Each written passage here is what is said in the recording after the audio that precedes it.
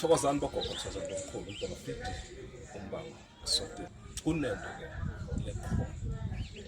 Loya uthola ukuthi uya kumelaphi. Ufike uthi umelaphi kumele uthole ijazi. Kuyini ukuthi uthole ijazi?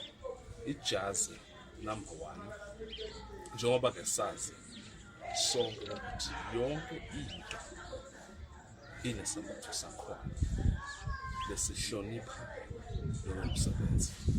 Ngeke uthathe ukugqoka umphathi ukufanise nokugqoka kwe-labor. Labantu labo kubabili kunezembatho abazozigqoka lezi zokhulumela into leyenziwayo lo muntu uthi lo muntu lo uyini. Kunesembatho ukuthi mawusibuka umbone lo muntu ukuthi yaboke lo umfundisi, ubona ke suku, ubona ke just cause indlela agcoke ngayo. Oh, la ngomgido kwenzeka lokho. Uleli ijazi leleka so lichaza ukuthi lo muntu la ungumthandazo wakhe uyilento la iyona. Isembatho nesembatho sihlezi sikhulumela into. Ngisho nezembatho izibuye zikwazi ukuthi lesembatho lesi sikhombisa umuntu lososhadile, sikhombisa umuntu osimame, sikhombisa umuntu wesilisa, sikhombisa isembatho ukuthi lo muntu lo ulihlobo lwini lwento thiza.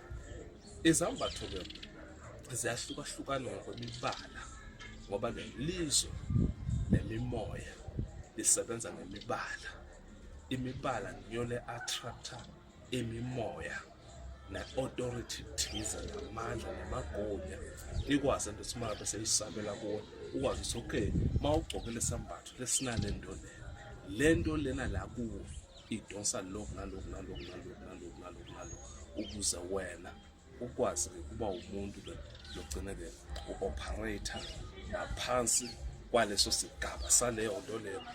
Amajazi kahlukene khona ke lamhlophe khona labovu kukhona kuyadependa ukuthi isiphi isithunywa lesiphakeme la kuwe noma ke ngumuphi umuntu loye kuye wathi mawuthuthuthuthu yakubhekela izinto zakho wakutshela ukuthi labantu laba kuwe badinga isambatho esinje lesihambisana nomoya yakho. Isambatho ke siyasiqala sihlonishwe umuntu osakhayo phinde sibe sizohlonishwa manje sekumele size kuwe kunezinto ezenziwayo lezidalelwa ukuthi lesembatho lesisihlonipheke. Sithi ke noma ke sesifikile kuwe bese ke siyanyuswa siyaphakanyiswa lesembatho siyaphakanyiswa sinikezwa ini amandla ukuthi sikwazi ukuba naleso sithunzi saleyo nto lapha kuwe. Isembatho ke sinamandla kakhulu. Isambatho siyahlonishwa